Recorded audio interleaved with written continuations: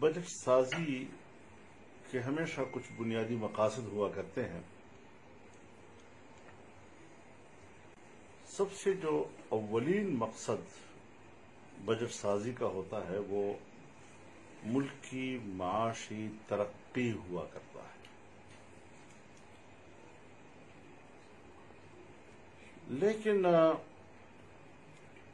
بجائے اس کے کہ بجٹ کو ہم اس نظر سے دیکھیں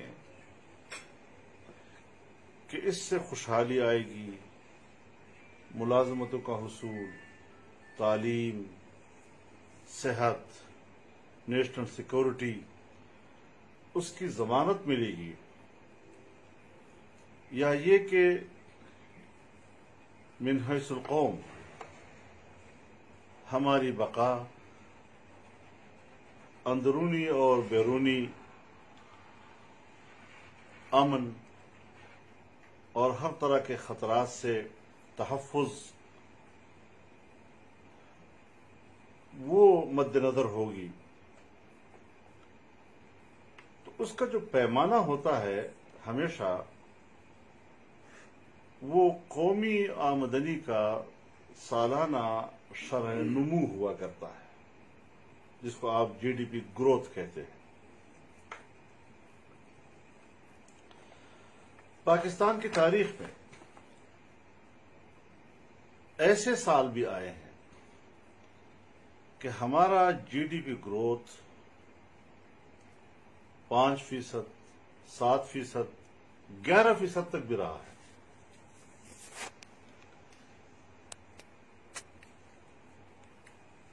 پچھلی حکومت نے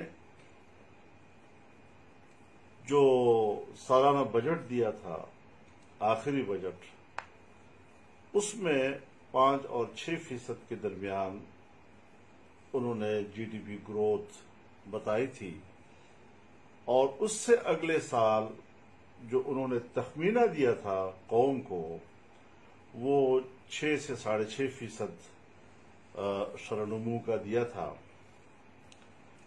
لیکن آپ اس حکومت کی ناکام ترین کارکردگی، سالانہ شرح نمو 0.4 بتایا گیا ہے.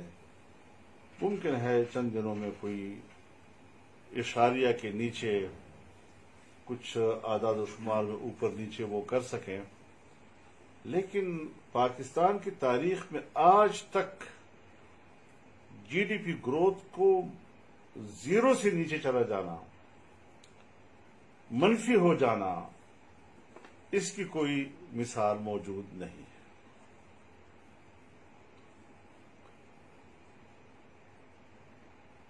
جس کا صاف صاف مطلب یہ ہے کہ موجودہ جعلی اور نالائق حکومت اور اس کی قیادت یہ انہی کی کارکردگی ہے، ان کی ناکام کارکردگی ہے. اچھا، اس میں ایک بات بتا دوں، یہاں پر حکومت جو ہے وہ کورونا کے پیچھے بھی چھپنے کی کوشش کرتی ہے. اب اس حوالے سے اسٹیٹ بینک نے دسمبر 1919 میں اعداد و شمار کی بنیاد پر کہہ دیا تھا کہ حکومت کا مقرر کردہ ہدف جو 4% سے 3% کر دیا گیا تھا وہ بھی حاصل نہیں ہو سکے گا. یہ دسمبر 1919 میں اسٹیٹ بینک نے اعداد و شمار کی بنیاد پر یہ کہا تھا کہ حکومت تو دعویٰ کرتی ہے کہ ہم اگلے سال 3 سے 4% جی ڈی پی گروتھ دکھائیں گے، لیکن ایسا ممکن نہیں ہے، یہ نہیں ہوگا. 1919 یہ دسمبر 2019. ہاں، وہ آپ نے 1919 بتایا، میں نے کہا ریکارڈنگ. ہاں، 2019، دسمبر 2019. اب جناب آپ دیکھیں کہ جنوری 2020 کے اختتام پر معاشی ماہرین نے اپنا خیال ظاہر کیا تھا کہ معیشت کا پہیہ جام ہو چکا ہے اور معاشی پالیسیاں اس قدر ناقص ہیں کہ اس سال ہمارا سالانہ معاشی گروتھ 1% سے زیادہ ممکن نہیں۔ یہ حقائق کورونا سے پہلے کے ہیں۔ حکومت کورونا کے پیچھے اپنی نالائقی اور نااہلی اور کالے دھندے نہیں چھپا سکتی۔ تو سب سے پہلی بات تو یہ دیکھنی چاہیے کہ ہمارا سالانہ مجموعی ترقیاتی نظام جو ہے اس کا شرح نمو کیا ہے، اس میں مکمل ناکامی جو ہے وہ آج اس کا بجٹ منہ بولتا ثبوت ہے۔ دوسری چیز کہ ہمیشہ بجٹ جو ہوتا ہے وہ محدود ذرائع میں رہتے ہوئے مقررہ معاشی اہداف کو حاصل کرنے کا ایک فریم ورک دیتا ہے۔ ملک کی معاشی ترقی اور قومی سلامتی کے لیے ضروری ہے کہ معاشی وسائل اور اخراجات میں توازن رکھا جائے۔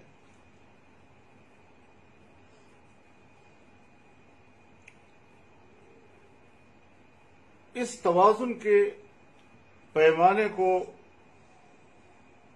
فسکل ڈیفیسٹ کا نام دیا جاتا ہے۔ اخراجات آمدنی سے جس قدر بڑھتے جائیں گے آپ کا بجٹ خسارہ اسی قدر بڑھتا جائے گا، اور تاریخی طور پر پاکستان میں بجٹ خسارہ ہمیشہ 5 سے 6% بلکہ اس سے بھی کم رہا ہے، جبکہ موجودہ حکومت میں اکنامک سروے 2020 کے مطابق خسارہ 9% بڑھ گیا ہے، اور جو 30 جون 2020 تک یہ 11% سے بھی تجاوز کر سکتا ہے۔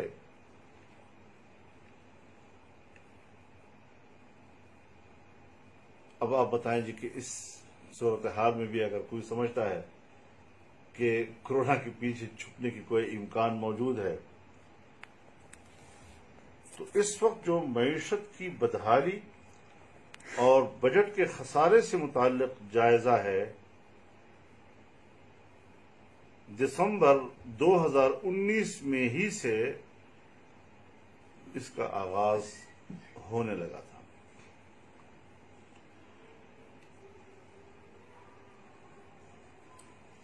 آپ موجودہ حکومت کی نااہلی کا اندازہ اس بات سے بھی لگا سکتے ہیں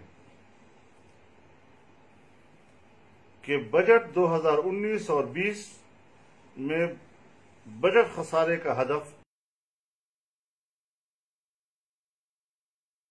کہ اس میں خسارہ 9% سے بھی تجاوز کر گیا اور 11% تک آگے جانے کا اندیشہ موجود ہے۔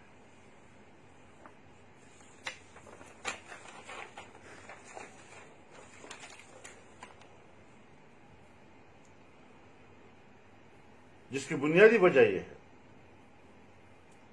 کہ یہ حکومت اخراجات کو محدود رکھنے میں ناکام ہو چکی ہے،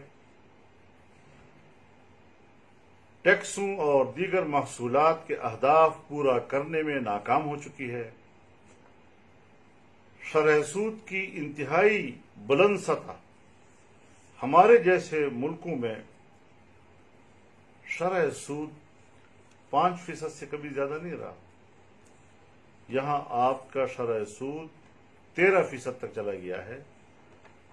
ابھی شاید کچھ جو نئے حالات دنیا میں بنے اور دنیا نے کچھ رعایتیں لوگوں کو دی تو شاید 9 پہ آ سکا ہے، لیکن بہرحال یہ 13% پہ جو ہم نے قرضے لیے ہیں وہ تو ہم نے 13% کے حساب سے ہی ادا کرنے ہیں۔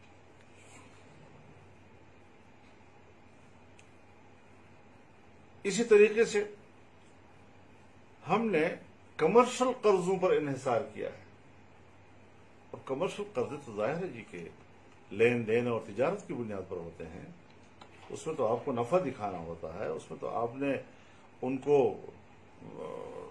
شرح سود جو ہے اس کی پوری ضمانت کے ساتھ ادا کرنی ہوتی ہے، اور حلال حرام کا تو پاکستان میں کوئی حساب ہے نہیں۔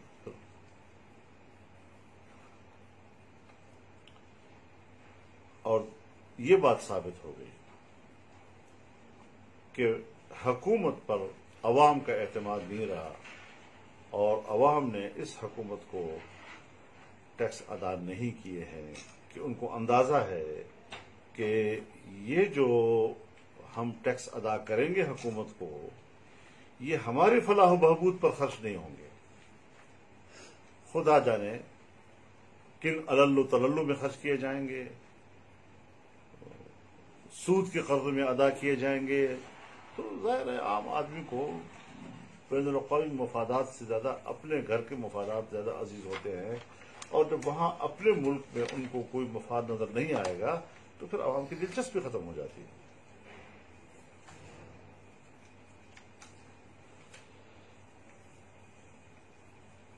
تیسری چیز، یعنی بجٹ کا جو تیسرا مقصد ہوتا ہے وہ پرائیویٹ سیکٹر میں، نجی شعبے میں، نجی شعبوں کو ایک اعتماد مہیا کرنا ہوتا ہے،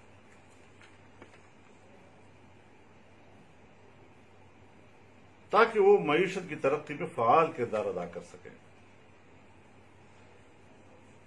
ٹیکس اور دیگر زرعی اور صنعتی پالیسیوں کی ناکامی کا اندازہ زرعی اور صنعت کے شعبوں میں گرتی ہوئی شرونمو سے لگایا جا سکتا ہے۔ اس حکومت نے زراعت اور صنعت کو، جو ہماری معیشت کی بنیاد ہیں، آج اس حکومت کی پالیسیوں کے ہاتھوں وہ بستر مرگ پر ہے۔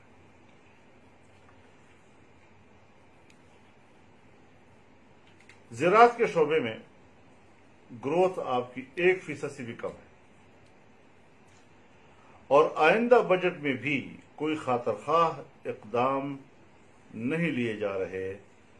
اس سے پھر ظاہر ہے کہ اور ملک دشمنی کیا ہو سکے گی؟ ایسے لوگ اگر قوم پر مسلط ہوں اور ہم سمجھیں کہ یہ پاکستان کو نیا پاکستان بنائیں گے، خوشحال پاکستان بنائیں گے، ہمیں تو انہوں نے جو پچھلے گزرے ہوئے ہیں ان کے گناہ بخشوا دیے انہوں نے۔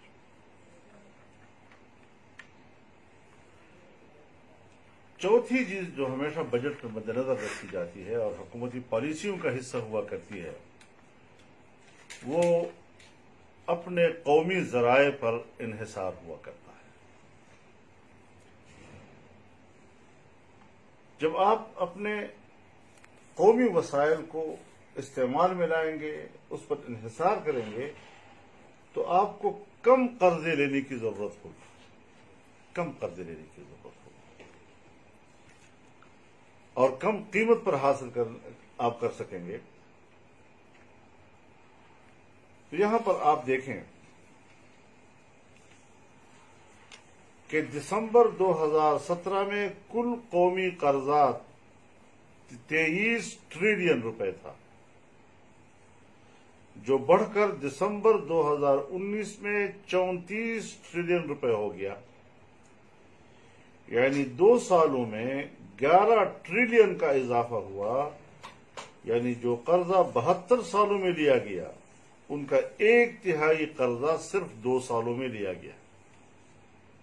اندازہ لگائیں آپ اس سے۔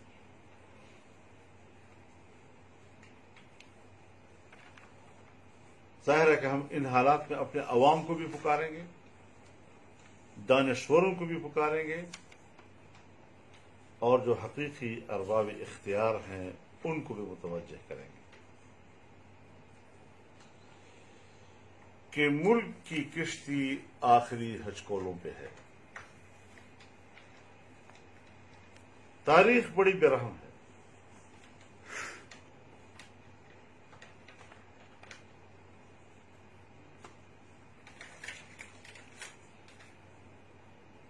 یاد دہانی کا رول ادا کرتی رہتی ہے۔ USSR، سوویت یونین ماضی کی نہیں، زمانہ حال کی عبرتناک نصیحت پیش کرتی ہے۔ جس ملک کی معیشت کو دیمک لگ جاتی ہے اس کو گرنے سے کوئی فرسٹ ایڈ روک نہیں سکتی۔ جب معیشت لاغر اور ناتواں ہو جائے تو ملک کی سلامتی اور تحفظ کا ضمانت مشکل ہو جاتی ہے۔ آج ہمیں ملک کی سلامتی کی فکر دامنگیر ہے۔ اب ظاہر ہے جب عام آدمی اس کو صرف اپنے بھوک کی فکر ہے، صبح و شام کے اپنے بچوں کے پیٹ کی فکر ہے، وہ پھر ملک کے لیے نہیں سوچ سکتا۔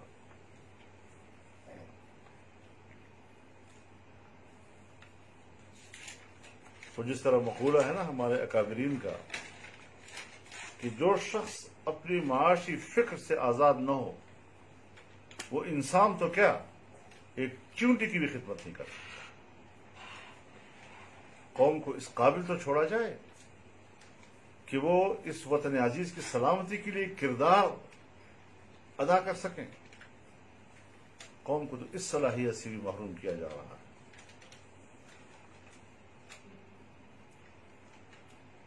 بجٹ 2019-20 میں ٹیکسوں کا ہدف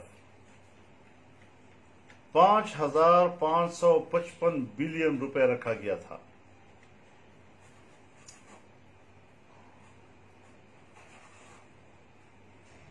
اور جس میں ناکامی کا اعتراف کا پتہ یہاں سے چلتا ہے کہ بجٹ 2020-21 میں یہ ہدف کم کر کے 4,963 بلین کر دیا گیا ہے۔ ہمیشہ ہر سال بجٹ کا حجم بھی بڑھتا ہے، محصولات کی شرح کا حجم بھی بڑھتا ہے۔ یہ ہمارا ملک ہے کہ جس میں آپ بجٹ کا حجم بھی کم کر رہے ہیں اور محصولات، تو آپ ملک کس سے چلائیں گے؟ پاکستان کی تاریخ میں غالباً یہ پہلی بار ہوا ہے کہ بجٹ کا مجموعی حجم پہلے سال سے کم کر دیا گیا ہے۔ یعنی 2020-21 کا حجم 7.3 ٹریلین روپے ہے، جو کہ بجٹ 2019-20 سے 11% کم ہے۔ آپ اس سے خود اندازہ لگائیں کہ ملک کی معیشت کی ترقی کی بجائے کس قدر روبہ زوال ہے۔ قومی آمدنی بڑھنے کی بجائے تنزلی کا شکار ہے، فی کس آمدنی کم ہو رہی ہے، غربت میں اضافہ ہو رہا ہے اور بے روزگاری کم ہونے کی بجائے بڑھ رہی ہے اور بڑھتی جائے گی۔ یہ حالات عوامی رد عمل اور تحریک کا پیش خیمہ ہے اور ارباب اختیار کے لیے الرٹ کال ہے۔ اصل معاشی صورتحال تو بہت گمبھیر ہے۔ سرکاری اعداد و شمار کے مطابق مہنگائی کی شرح 10 سے 16% ہے، جبکہ زمینی حقائق کے مطابق مہنگائی کی شرح اس سے کہیں زیادہ ہے۔ اس وقت ملک میں بے روزگاری 1 کروڑ کے لگ بھگ ہے اور 2 کروڑ تک بے روزگاری جانے کے امکانات موجود ہیں اس سال۔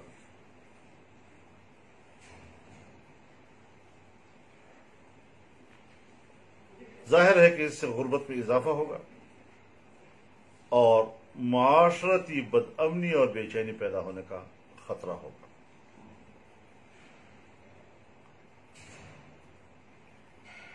اس مہنگائی اور مالی مشکلات کا تقاضا تھا کہ سرکاری ملازمین اور پنشنرز کو کچھ ریلیف دیا جاتا، جو کہ نظر انداز کر دیا گیا۔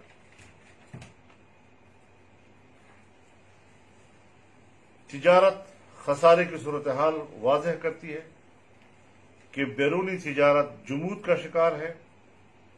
صنعتی گروتھ نہ ہونے سے معیشت کا پہیہ جام ہے اور تجارت میں کمی سے ملک کا بیرونی قرضوں پر انحصار بڑھ رہا ہے۔ فارن ایکسچینج ریزرو دسمبر 2019 میں 11.3 بلین ڈالر تھا، جو انتہائی کمزور معیشت کی نشاندہی کرتا ہے اور پھر روپیہ ڈالر کے مقابلے میں اپنی قدر مسلسل کھو رہا ہے، جو ظاہر کرتا ہے کہ ملک کا بیرونی قرضوں پر انحصار بڑھ رہا ہے، بیرونی تجارت اور بیرون ملک سے ترسیلات کم ہو رہی ہے اور اسٹیٹ بینک کی مانیٹری پالیسی ناکام ہو چکی ہے۔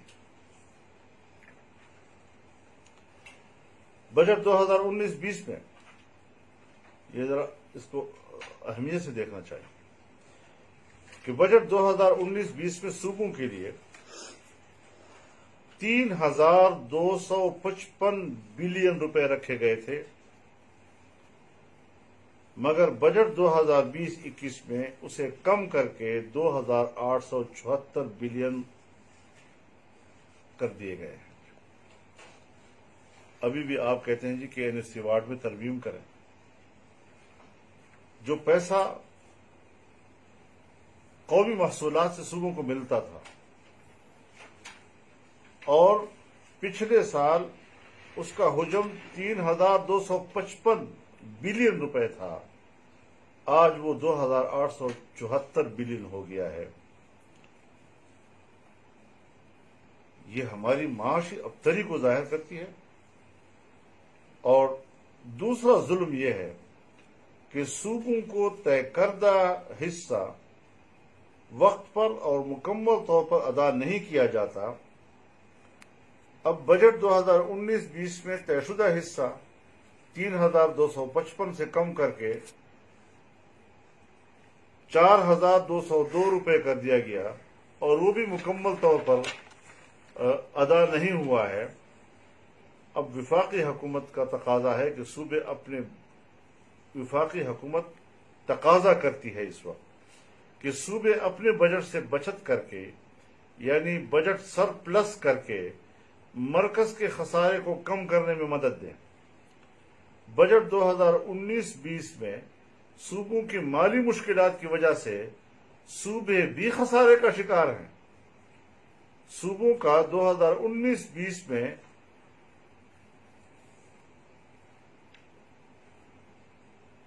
81 بلین روپے کا خسارہ ہے، جبکہ 2020-21 میں صوبوں کا حصہ 3,255 بلین سے کم کر کے 2,874 روپے کیا گیا ہے، جس کا مطلب ہے کہ صوبے اپنے اخراجات پورے کرنے میں دشواری کا سامنا کریں گے۔